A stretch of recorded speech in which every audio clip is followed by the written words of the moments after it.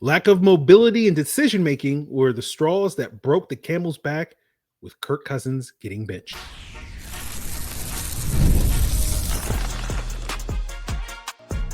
You are Locked On Falcons, your daily Atlanta Falcons podcast. Part of the Locked On Podcast Network, your team every day.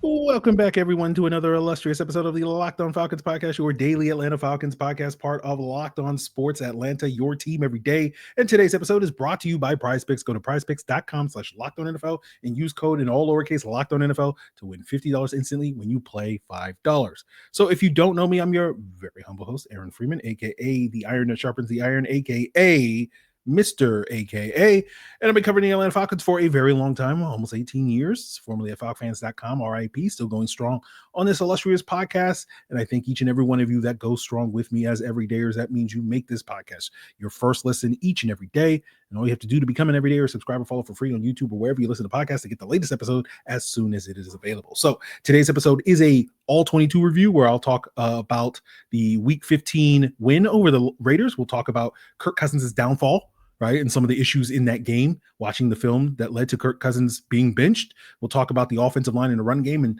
how important that's going to be with Michael Penix being the new starting quarterback to carry the offense in the last 3 games of the season. And we'll talk about the softness of the Falcons' defensive coverages and some of the things that they did to keep Brock Bowers contained, but some of the reasons why they were unable to, allow the Raiders to stop the Raiders at the end of the game in the fourth quarter to make a valiant potential comeback in that game. But the big news of the day is that the Falcons are placing Younghoe Koo, their kicker, on injured reserve, and they signed practice squad kicker Riley Patterson, who was briefly on the team on their practice squad and activated to the roster ahead of that Chargers game when Koo was dealing with a hip injury, and goes back to some of the things we saw on Monday night where they were a little reluctant to try those long kicks, and they decided to shut down Younghoe Koo due to that lingering hip injury.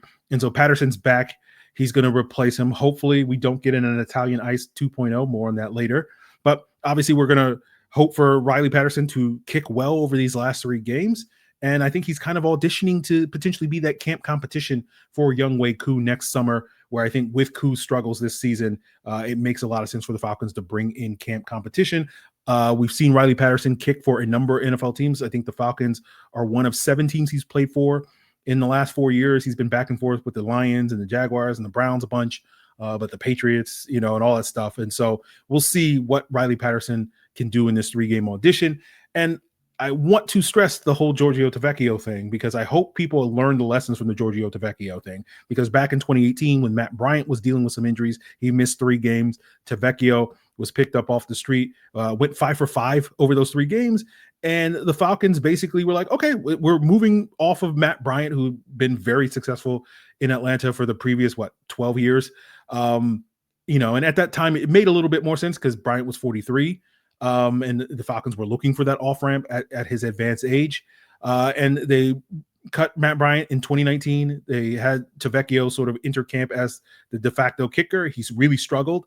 They brought back Matt Bryant at the end of training camp. He looked a little bit past his prime at that point in time, and that's when they came across, this AAF kicker by the name of Younghoe Koo that played for the Atlanta Legends, I think.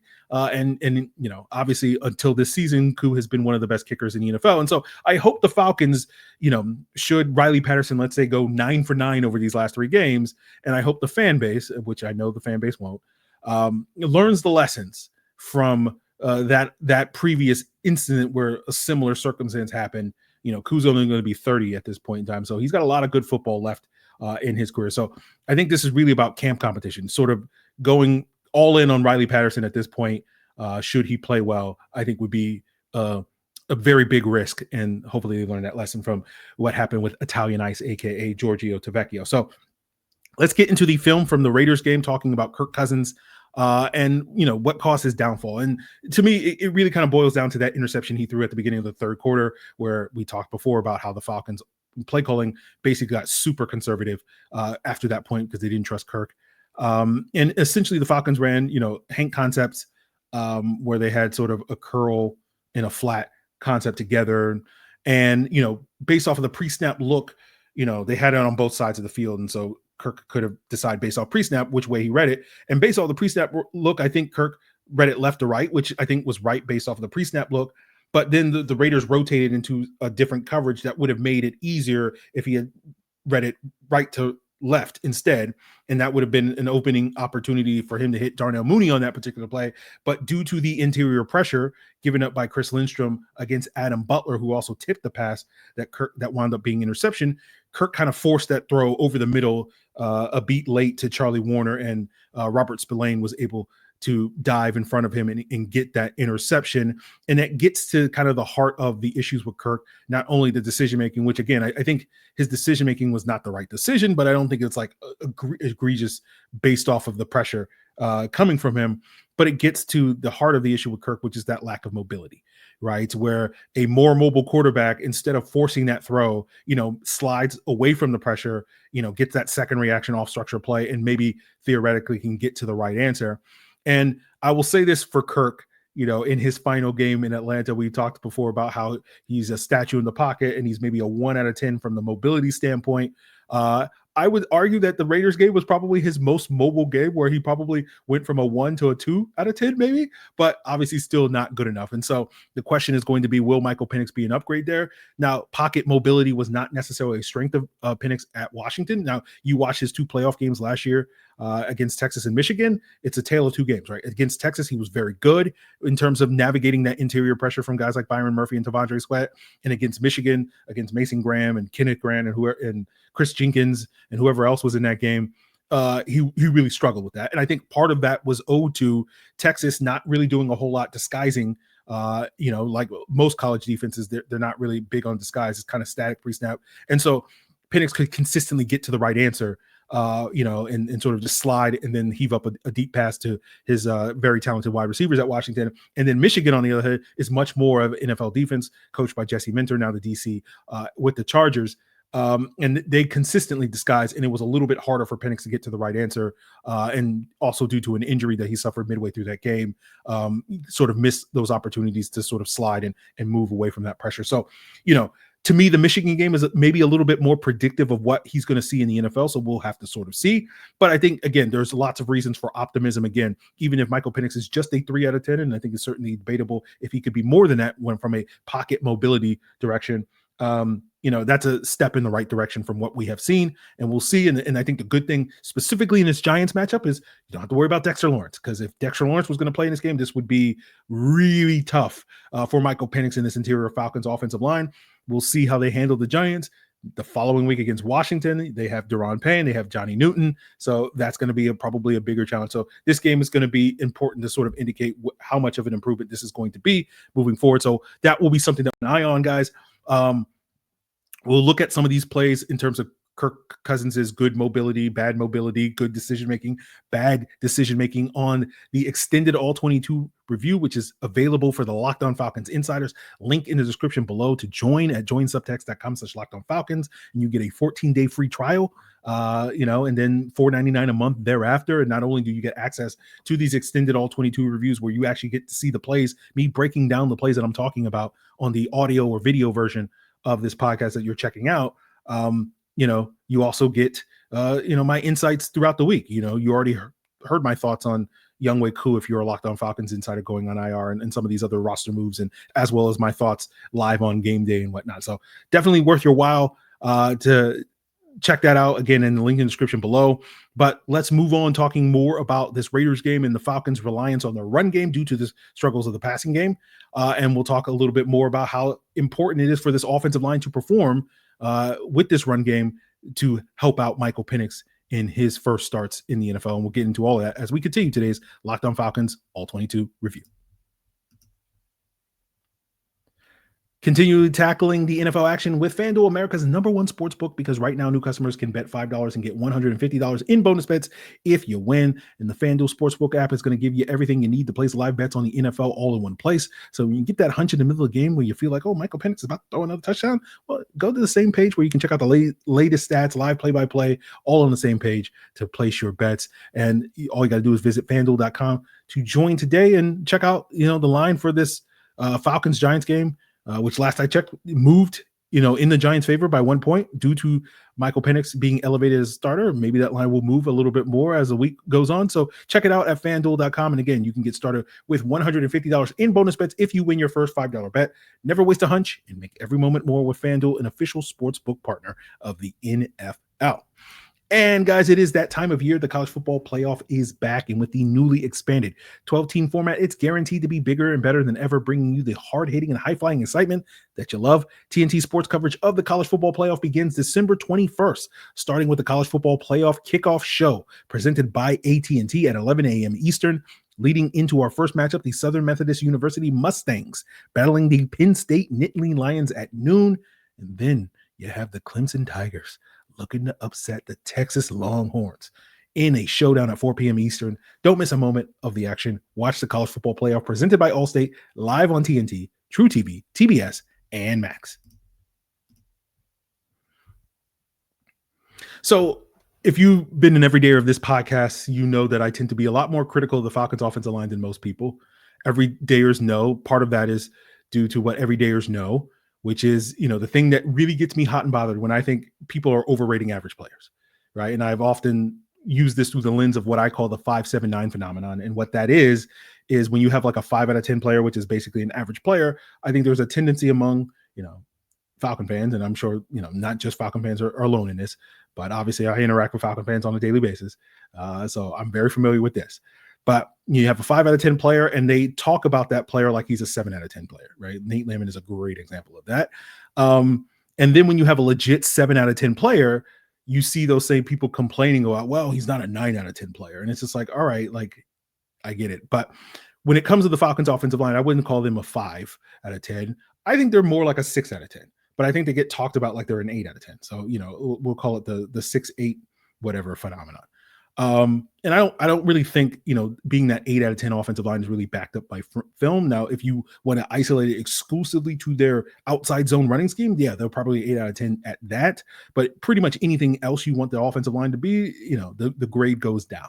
And I think that was true against the Raiders on Monday night.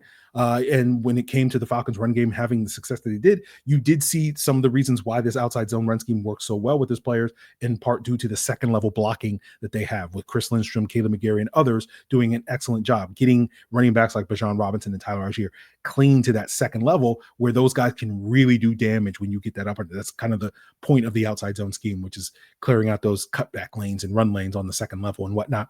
And so when you look at the 3 10+ yard run plays that the Falcons had in this game, all of those instances included Lindstrom or McGarry or Drake London in one instance, sort of clearing out guys on that second level and leading to those big gains. But, to me, overall, when I look at this Falcons run scheme, a lot of their success on the ground, I think, is mostly due to the running backs, that they're typically able to create something out of nothing. And this was prevalent on a 1-yard run that Tyler Algier had in this game, where he basically trucked 2 guys 4 yards deep in the backfield, basically adding 5 yards out of contact and turning what should have been a negative 4-yard run into a 1-yard gain. And you see that constantly with Bijan Robinson's quickness and ability and speed to squeeze through gaps and make guys miss in the hole to, when the offensive line blocks it for 2, Bijan and Algier are often getting 3, 4, and 5. And again, that's what makes you a good running back, is that you can get those extra yards that isn't blocked for you. And I haven't looked up the sort of advanced next gen stats, rushing yards over expected, but I know at some point both of those guys were pretty highly ranked and have consistently been pretty highly ranked these last couple of years, leading to some of the issues that I'm talking about, where the blocking I think is fine, but not elite in the sense based off of some of the numbers that you're seeing. But I do think the Falcons offensive line blocking has been much better in 2024 than it was in 2023, which I think led to the downfall of this run scheme, which is the Falcons were relying on to sort of navigate the early season or the early career issues of Desmond Ridder, and that failed.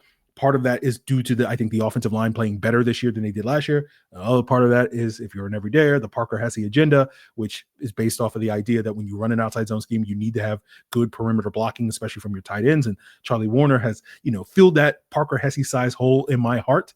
I think Ross Dwelley probably had his best game blocking, but still is very up and down when it comes to sort of that perimeter blocking, and does a better job sort of operating more as that H-back than trying to sort of set the edge as an outside zone run blocker. But, I do think with this offense, potentially reaching its ceiling, I do think overall the offensive line needs to take a step forward. And to me, the two ways that you can do that is either by upgrading the talent or diversifying their run concepts and their scheme and whatnot. And obviously those are offseason issues, but my hope is that the Falcons will try to do both of those this offseason. And if they don't, then you will hear me complain about it, as I often do, complain about Falcons offseason moves. And going back to that Matt Bryant, Giorgio Tavecchio thing. If you were listening to the podcast, and you heard me complain about that when they was like, why are they doing this? This is not going to work out. But, I think when we go into the final three games, obviously I think the Falcons are going to lean heavily on their run game in these final three games, with the idea of the run game is working, right? Even if it may not be as good as I personally want it to be. We know Zach Robinson's an everydayer, and he's like, okay, Aaron, I'm trying, right? But it's basically the idea, if it ain't broke it, don't fix it. And we've seen this team be one of the more conservative offenses the last 4 or 5 games in terms of running the football when they have neutral pass situations, and that was taken to the maximum level in the second half after Kirk Cousins' interception on Monday night. And I don't expect that to change. I think the Falcons will lean heavily on their run game and just basically ask Michael Penix to make a handful of throws, manage the game or whatever, and we'll see if he can do that, right? And so I think the run game will be critical to this team's offensive success over the final 3 games. And can they sustain, their offense leaning heavily on the run game to help out their rookie quarterback, as we see so many teams try to do. It'll be interesting in this Giants matchup because 2 weeks ago when the Giants played the Saints, another outside zone heavy run scheme, they were mostly able to keep the Saints rushing attack in check in that game. They had more issues trying to keep the Ravens last week outside zone run scheme in check, but I think a lot of that's Derrick Henry, and we know Derrick Henry's just like, right, if there ain't no room, I'm going to make room, and so that's going to be the challenge for that. So hopefully the Falcons will be more like the Ravens, who I think had 170 yards rushing, with 65 of those being Lamar Jackson. So hopefully we can get to 130, 140. I think that you ideally need to get to in order to have that sort of sustained run game success that the Falcons are looking for. So hopefully I think the Saints had 92 yards rushing or whatever. So we'll see, right? I think these next 3 games are going to be very important in, sort of establishing, whether I will need to have to revise my thoughts on the offensive line. It's like, okay, maybe instead of being the 6 out of 10 that I thought they were, maybe they're a 7 out of 10 type of thing. And basically, can they assert their will consistently against these defenses, starting with the Giants on Sunday? So we'll get into some of the good run plays from the offensive line, some of the questionable ones. We'll look at some of the things that Bijan and marvel at the things that Bijan and Tyler Algier are doing. As I've said probably multiple times on this podcast, when it comes to the 2 running backs, I have no notes, right? Well, I do have one small note with Bijan. It's like, there was a couple of early carries where Bijan wasn't having 3 points of pressure on the football. It's like, Bijan, let's not revert back to the fumble issues that we had your rookie year. I don't think he's fumbled yet this year. So I just let's tighten that up a little bit.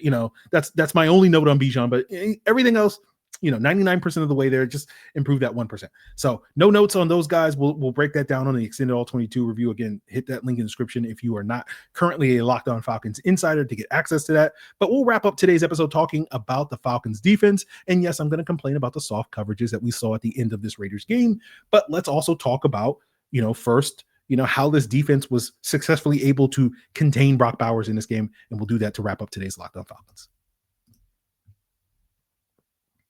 So today's episode is sponsored by PrizePicks. And if you love watching the game, you're going to love PrizePicks, the easiest and most exciting way to play daily fantasy sports. And whether that's football, basketball, or any of your other favorite sports, PrizePicks is going to make your holidays bigger and brighter. You can win now up to 1,000 times your money on your entries with PrizePicks. Plus, this holiday season, they're giving away $30+ million. $1 million, guys, in rewards during Picksmas, offering you 2 free picks in December. And of course, with PrizePicks, when those picks hit, they're going to make it easy to cash out. You can get your money as quick as 15 minutes. Like, imagine getting $30 million in 15 minutes. No, but we'll see what PrizePicks does. They only have one projection on Michael Penix this week, and that's the beauty of PrizePicks. It's just easy, more or less, on the stat projections. It's you just versus the stat projection. You don't have to worry about other players picking it. And right now, it's 0.5 rushing and receiving touchdowns, not passing touchdowns. So if you believe Michael Penix's mobility is going to be an asset in red zone, you get more. If you don't think that's going to be the case, go less. So all you got to do to put your money where your mouth is with Michael Penix and his stat projections is download the PrizePicks app today and use code LOCKEDONNFL, and you'll get $50 instantly when you play your first $5 lineup. That's right, $50 instantly when you just play $5. PrizePicks, run your game. Now, you guys know that Locked On has been very good to me this year. I've been making a little bit more money these past few years. And now that I have a little bit more money to spend, rather than just going around making it rain, I'm trying to be smarter with my spending. And that's where Rocket Money has helped me monitor my spending. They are the personal finance app that is going to help you monitor your spending, as well as help find and cancel your unwanted subscriptions and help lower your bills so that you can grow your savings. It brings everything together in one place, whether it's those subscriptions, those spending habits, and even your goals that you want to hit this year. Rocket Money has over 5 million users and have saved a total of $500 million in canceled subscriptions and saving members up to $740 a year when using all of the app's premium features. And that $740 adds up, right? When you're canceling subscriptions on Rocket Money, you quickly find out like $5 here, $8 here, $12, $20 here. Every single month does add up to that $740. So cancel your unwanted subscriptions and reach your financial goals faster with Rocket Money by going to rocketmoney.com/lockedon today. That's rocketmoney.com/lockedon, rocketmoney.com/lockedon. So the Falcons' strategy to keeping Brock Bowers contained, which we spent all week last week talking about, this is going to be the thing that they need to do, is they bracketed him, as used to suspect, and that was especially effective early in the game. They dialed up a lot of cover 4 or quarters coverage in this game. Now, that was what they were mostly doing in the fourth quarter when they were trying to, not let the Raiders back in the game, and successfully did let the Raiders back into the game.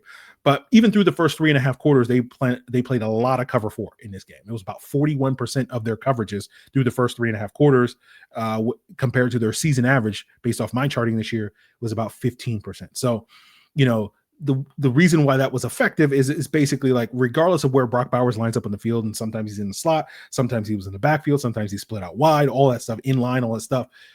The idea of quarters is like, okay, well, someone's going to have deep help. So if he does run vertical, that player underneath who's going to carry him, in that quarters look, will have deep that help. So that's where they sort of bracketed him and whatnot. And he had 6 targets in this game.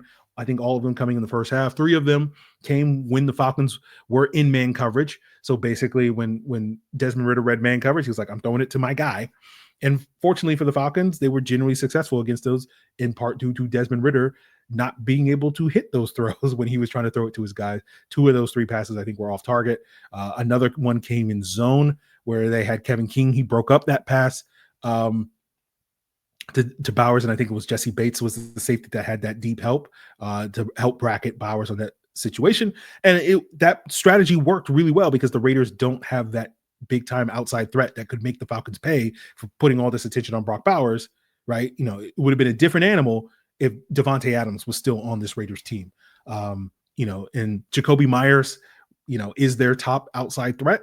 He led the team with 9 targets and 59 yards receiving, but most of that production came in the final 5 minutes in the fourth quarter, where the Raiders had 2 of those drives, and that's when the Falcons got soft. And so now it's time for me to complain about that. And they primarily were in that cover 4 quarters coverage, playing a lot of off coverage, conceding the easy yards, and going back to the bend but don't break style of defense. And again, it makes sense given the clock is your enemy, but I just felt like the Falcons were being too soft. Now, a lot of those yards were against Mike Hughes. The Raiders really went after him on those final 2 drives where they had 17 throws. 6 out of those 17 were against Mike Hughes.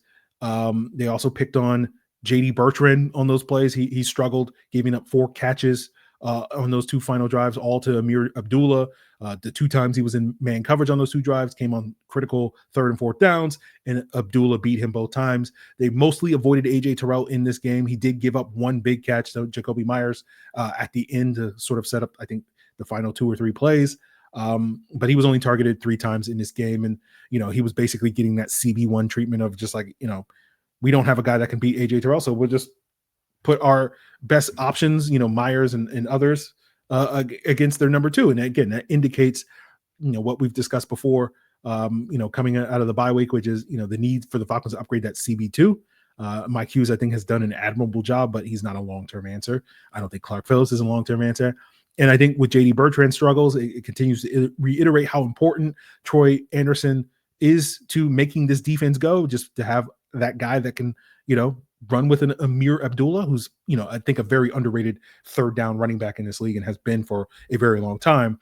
But obviously the issue with Troy Anderson now that he's on IR is that availability, and that has been a big issue for the Falcons these last 2 seasons. And so will the Falcons try to upgrade that linebacker position? Again, given their resources, I don't know if it's going to be the priority that I think a lot of people would like it to be, just because they have other areas of the roster to upgrade. So we'll see how that plays out this offseason. But getting into the frustration with the soft coverages on those final 2 drives, playing the zone, playing the cover 4, you get it. Again, you don't want to give up the big play at that point. But really my issue with it was not necessarily what the coverage was. Again, I would prefer the Falcons play a little bit more press in those situations to at least try to disrupt the timing and not concede those easy completions, those 7, 8, 10-yard completions like they were on those final 2 drives.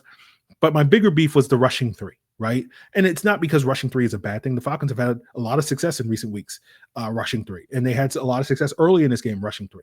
Right.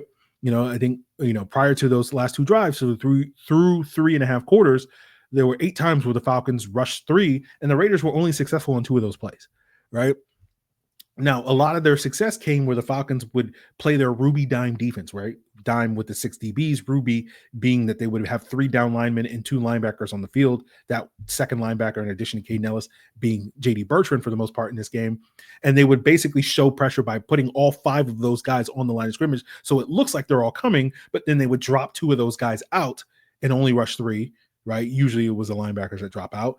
And so drop into, 8-man coverage or whatever. But it's the idea of sort of confusing the offensive line because they don't know who's coming. And so you can get some breakdowns of protection, and that can get some one-on-ones when you rush 3, as opposed to typically where when you rush 3, you get 2 double teams and whatnot.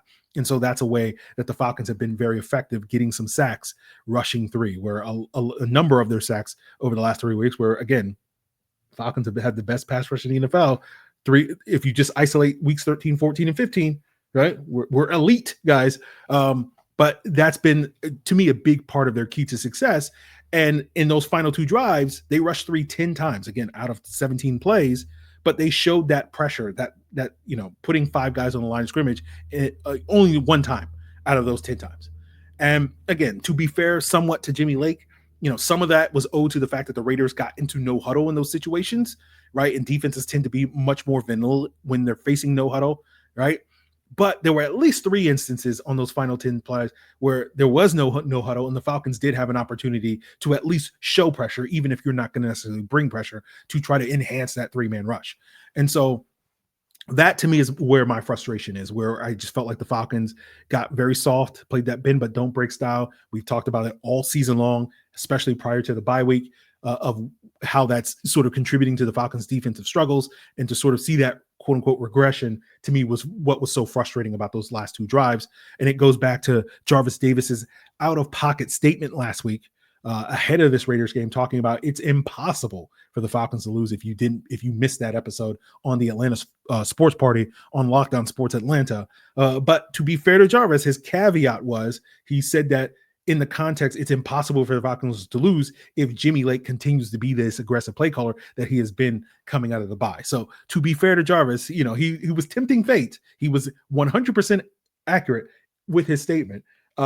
But he was tempting fate a little bit. And Jimmy Lake was like, challenge accepted. We're going to go back to doing what we did in the 4th quarter. So again, I understand why the Falcons did that, given the circumstances, clock being the Raiders' enemy, forcing them to have to matriculate the ball down the field and hoping that Desmond Ridder would make a mistake. But I do think you could have done more to force Desmond Ridder to make a mistake and force that offensive line to make a mistake, as you have done consistently earlier in the game and throughout these last couple of weeks.